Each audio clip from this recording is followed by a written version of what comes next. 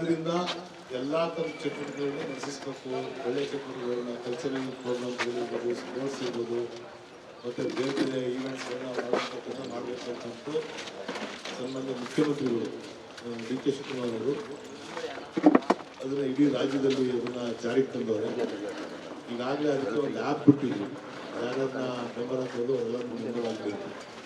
ಅದಕ್ಕೆ ಈಗ ನಾವೆಲ್ಲ ಏನು ಮಾಡಿದ್ವಿ, ಇಲ್ಲ ಇದು ನಮ್ಮ ಸರ್ಕಾರ ಮಾಡ್ತಾ ಇರೋದ್ರಿಂದ ನಮ್ಮ ಸರ್ಕಾರ ನಮ್ಮ ಪಕ್ಷದ ಇದರಲ್ಲೇ ಇರಬೇಕು, ಸೌಂದರ್ಯಲ್ಲೇ ಇರಬೇಕು. ಅದು ಅದನ್ನು ದುರುಪಯೋಗಿಸಿಕೊಂಡು ಬೇರೆ ಪಾರ್ಟಿಗಳು ಶಾಸಕ ಯಾಕೆ ಮಾಡಿದ್ರೆ ಅವರು ಆಯಿತು ನಮ್ಮ ಪಕ್ಷದ ಶಾಸಕರು ಇದರಲ್ಲೇ ಇರಬೇಕು, ನಮ್ಮ ಪಕ್ಷದ ಸೌಲಭ್ಯ ಒಳಪಟ್ಟಿರ್ಬೇಕಂತ ಹೇಳಿ ಈಗ ಅಪ್ಲಿಕೇಶನ್ಸ್ಗಳನ್ನ ಬರಬೇಕು ಅನ್ನೋದು ತೀರ್ಮಾನ ಮಾಡಿದ್ದಾರೆ.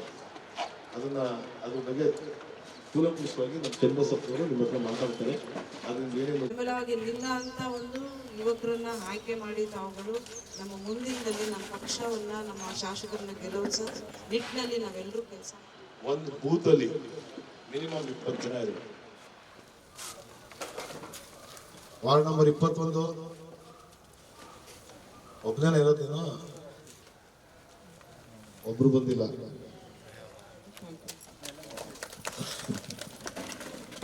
5ನೇ ನಂಬರ್ ವಾರ್ಡ್ ಅವರು, 6ನೇ ನಂಬರು, 7ನೇ. ಈ ದಿನ ಏನು ರಾಹುಲ್ ಗಾಂಧಿ ಅವರು, ರಾಜೀವ್ ಗಾಂಧಿ ಅವರ ಕನಸು ಡಿ ಕೆ ಶಿವಕುಮಾರ್ ಸಾಹೇಬರು ನನಸು ಮಾಡೋಕೆ ಹೊರಟಿದ್ದಾರೆ. ಅದು ಈ ದೇಶದ ಯುವಕರಿಂದ ಸಾಧ್ಯ.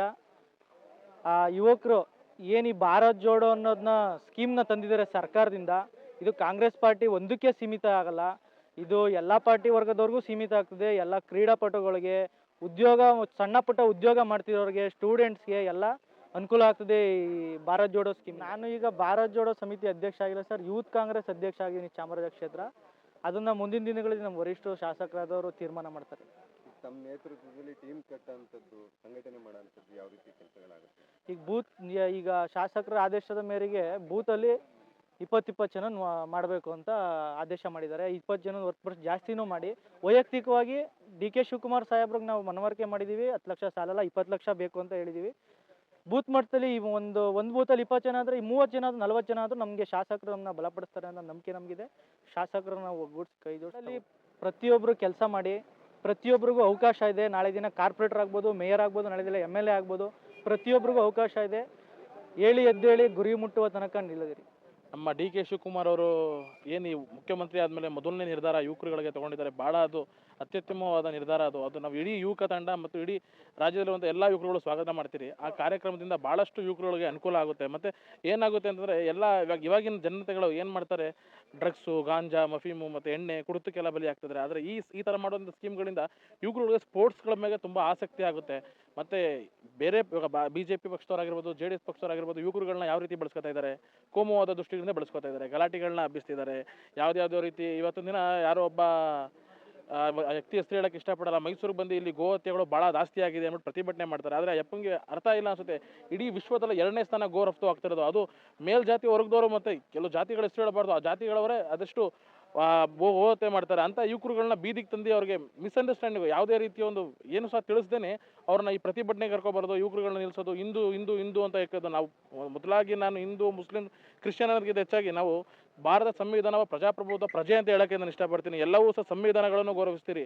ಹೇಗೆ ನಮ್ಮ ಹಿಂದೂಗಳಿಗೆ ರಾಮ ಆಗಿರ್ಬೋದು, ಭಗವದ್ಗೀತೆ ಆಗಿರ್ಬೋದು, ಮುಸ್ಲಿಮ್ಸವ್ರಿಗೆ ಕುರಾನ್ ಆಗಿರ್ಬೋದು, ಕ್ರಿಶ್ಚಿಯನ್ವ್ರಿಗೆ ಬೈಬಲ್ ಆಗಿರ್ಬೋದು, ಎಲ್ಲ 3 ಭಗವದ್ಗೀತೆಗಳಿದೆ. ಹಾಗೆ ನಮ್ಮ ಪ್ರಜಾಪ್ರಭುತ್ವ ಉಳಿವಿಗಾಗಿ ಸಂವಿಧಾನ ಒಂದು ದೊಡ್ಡ ಗ್ರಂಥ ಅಂತ ಹೇಳಕ್ಕೆ ನಾನು ಇಷ್ಟಪಡ್ತೀನಿ. ಆ ನಿಟ್ಟಿನಲ್ಲಿ ಇವತ್ತಿನ ಯುವಕರುಗಳು ಯಾವುದೇ ರೀತಿ ಅಡೆತಡೆಗಳಿಲ್ದೇ, ಯಾವುದೇ ರೀತಿ ಮೋಜು ಮಸ್ತಿಗಳೇ ಇದಾಗ್ದೇ ಒಂದು ಕಾನ್ಸಂಟ್ರೇಷನ್ ವಹಿಸೋಕ್ಕೋಸ್ಕರ ಈ ದಿನ ಈ ಕಾರ್ಯಕ್ರಮ ಹಮ್ಮಿಕೊಂಡಿದ್ದಾರೆ. ಈ ಸಂಘಟನೆಯಿಂದ ನಮ್ಮ ನೆಚ್ಚಿನ ಶಾಸಕರು ಏನು ಹೇಳಿದ್ದಾರೆ ಅಂತಂದರೆ, ಪ್ರತಿ ಬೂತ್ಗಳಲ್ಲೂ 245 ಬೂತ್ ಇದೆ ಚಾಮರಾಜಲ್ಲಿ. ಆ ಪ್ರತಿ ಬೂತ್ಗಳಿಗೂ ಸಹ 20 ಜನ ಯುವಕರುಗಳಿಗೆ ಮಾಡಿ, ಆ ಯುವಕರುಗಳಿಗೆ ಸರ್ಕಾರದಿಂದ 10 ಲಕ್ಷ ಕೊಡೋಕ್ಕೆ ಹೇಳಿದ್ರು. ಆದರೆ ನಾನು 20 ಲಕ್ಷ ಕೊಡ್ತೀನಿ. ಆದಷ್ಟು ಇನ್ನೂ ಹೆಚ್ಚು ಜನ ಆದರೆ ನಾನು ವೈಯಕ್ತಿಕವಾಗಿ ಯುವಕರುಗಳು ಕೊಡ್ತೀನಿ ಅಂತ ಹೇಳಿದರೆ ಅದು ನಮಗೆ ಭಾಳ ಖುಷಿ ತಂದಿದೆ. ಏನು ಈ ಚಾಮರಾಜ ಕ್ಷೇತ್ರದ ಯುವ ಕಾಂಗ್ರೆಸ್ ಅಧ್ಯಕ್ಷರಾದ ನಿಶಾಂತ್ ಪಾಟೀಲ್ ಹಾಗೂ ಉಪಾಧ್ಯಕ್ಷರಾದ ಮನೋಜು, ಸಂಜಯ್ ಮತ್ತು 2 ಬ್ಲಾಕ್ ಅಧ್ಯಕ್ಷಗಳು ಪವನ್ ಕುಮಾರ್ ಹಾಗೂ ವಿನೋದ್ ಮತ್ತು ಜನರಲ್ ಸೆಕ್ರೆಟರಿ ದಿಲೀಪ್ ಅವರೆಲ್ಲವೂ ಸಹ ಸೇರಿ ನಾವು ಈ ಕಾರ್ಯಕ್ರಮನ ಸಕ್ಸಸ್ ಮಾಡ್ತೀನಿ ಅಂತ ಹೇಳಕ್ಕೆ ಇಷ್ಟಪಡ್ತೀನಿ. ಎಲ್ಲ ವಾರ್ಡ್ಗಳಲ್ಲೂ ಸಹ ಈ ಕಾರ್ಯಕ್ರಮ ಅತಿ ಹೆಚ್ಚು ಮಾಡೋಕ್ಕೆ ಇಷ್ಟಪಡ್ತೀನಿ. ಮತ್ತು ನಾನು ಮತ್ತೊಂದು ಹೇಳಕ್ಕೆ ಇಷ್ಟಪಡ್ತೀನಿ, ಈ ಕಾರ್ಯಕ್ರಮದಲ್ಲಿ ನಮ್ಮ ಕಾಂಗ್ರೆಸ್ ಪಕ್ಷ ಸಿದ್ಧಾಂತಗಳು, ನಮ್ಮ ಶಾಸಕರು ಹೇಳ್ದಂಗೆ ನಮ್ಮ ಕಾಂಗ್ರೆಸ್ ತತ್ವ ಸಿದ್ಧಾಂತಗಳನ್ನು ಒಪ್ಕೊಂಡು BJP ಅವರು JDS ಅವರು ಯಾರೇ ಬರಲಿ, ಕನಿಷ್ಠ ಪಕ್ಷ RSS ಅವರು ಬಂದರೂ ಸಹ ಈ ಕಾರ್ಯಕ್ರಮಕ್ಕೆ ನಾವು ಸೇರಿಸ್ಕೊಳ್ಳೋಕೆ ಇಷ್ಟಪಡ್ತೀನಿ.